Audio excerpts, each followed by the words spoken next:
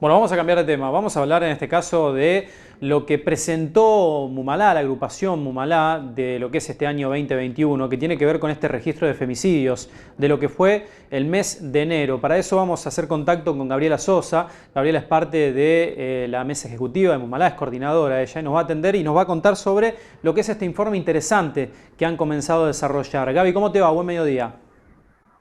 ¿Qué tal, Juan? ¿Cómo estás?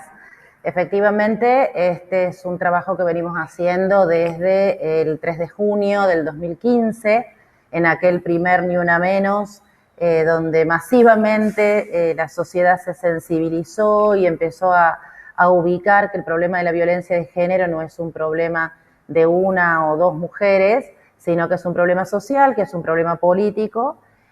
Y como en aquel momento, lamentablemente, todavía están bastante ausentes los registros oficiales sobre situaciones de violencia de género, por lo tanto las organizaciones hemos tomado esta tarea del registro y que nos van dando, te diría, en los últimos 10 años, y se va corroborando también en el comienzo de este 2021, datos que de femicidios, es decir, de esas manifestaciones de violencia extrema por una condición de género que llevan a la muerte, no hemos logrado bajar un promedio que va entre las 250 y las 300 mujeres, travestis y trans víctimas de violencia por estos motivos, ¿no? Por el solo hecho de ser mujeres, por el solo hecho de ser trans o por el solo hecho de ser travestis, es decir, ni aún en pandemia, cuya situación y condiciones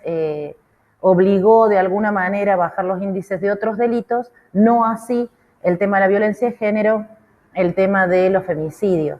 Y en lo concreto, ya pasamos el mes de enero, es decir, en 31 días del mes de enero tuvimos 38 muertes violentas de mujeres, de las cuales 26 han sido femicidios.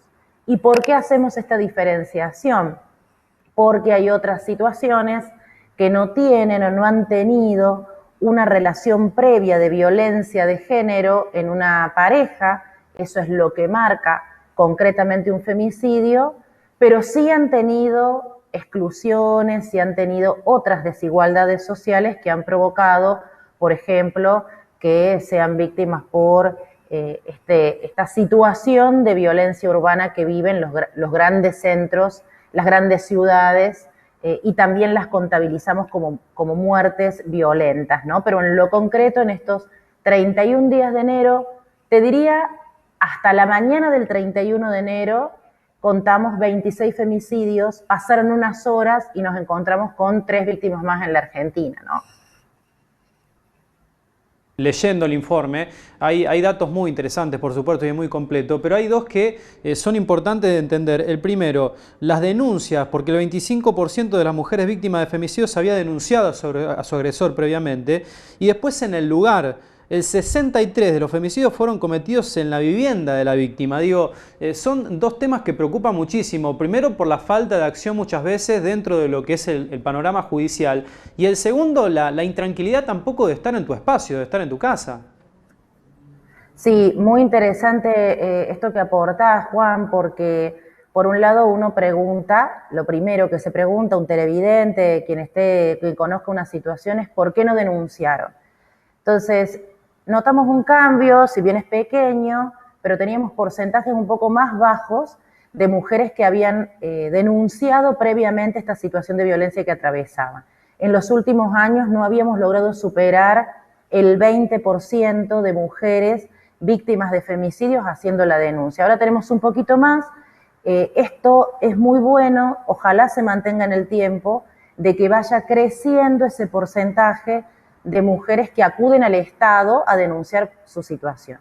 Por supuesto que eso, si no va a la par de una rápida, efectiva, respetuosa respuesta del Estado, se convierte en un boomerang, porque claramente las mujeres desconfían cuando no hay una respuesta del Estado acorde a la gravedad de esta situación, ¿no?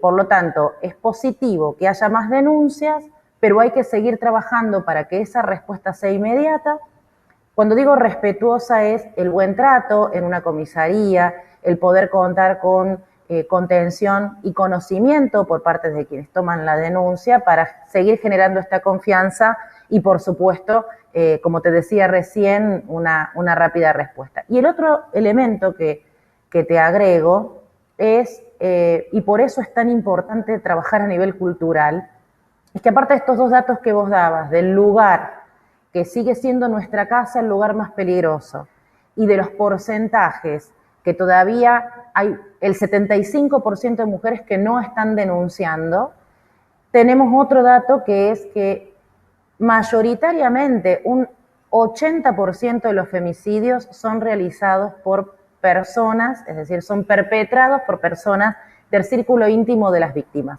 es decir, parejas, exparejas y después conocidos de su círculo inmediato. ¿Qué quiere decir esto? Una vez más que hay que trabajar sobre estas relaciones desiguales de poder que se convierten en violencia de género, ¿no? Para poder prevenir situaciones de estas características. Gaby, si alguien está mirando, si alguien es víctima, si conocen a alguien que es víctima de violencia de género, ¿cómo proceder? ¿Cómo es lo correcto? ¿Cómo tiene que proceder esa persona? Bien, en primer lugar, no juzgar. Puede ser que una persona esté en una relación violenta y que le sea muy difícil salir de ese círculo de la violencia, por lo tanto, acompañar, escuchar, sugerir y tratar de correrse de ese lugar de juzgar, que en general es con muchos preconceptos, de no poder entender un testigo de una situación así, por qué permanece en una relación de violencia. Hay muchos elementos que condicionan a las mujeres que no pueden romper esos ciclos de violencia, esas relaciones, por lo tanto escuchar. Y en lo concreto es el 144 en todo el país, se puede llamar en cualquier momento para escuchar sugerencias y orientación, también para saber a dónde hacer una denuncia. En la ciudad de Roldán, en el Centro Territorial de Denuncia, en la comisaría, son receptoras, y también el área de la municipalidad es un lugar conveniente para asesorarse.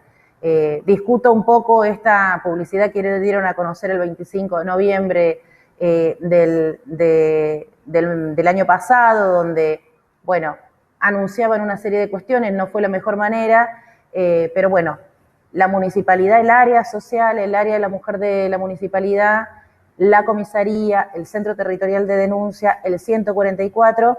Y una cosa importante es que en pandemia, si bien estamos últimamente relativizando las medidas que determina el Estado, una de las medidas es la prohibición de la circulación después de las 12:30 de la noche en la semana, 1:30 de la mañana los fines de semana.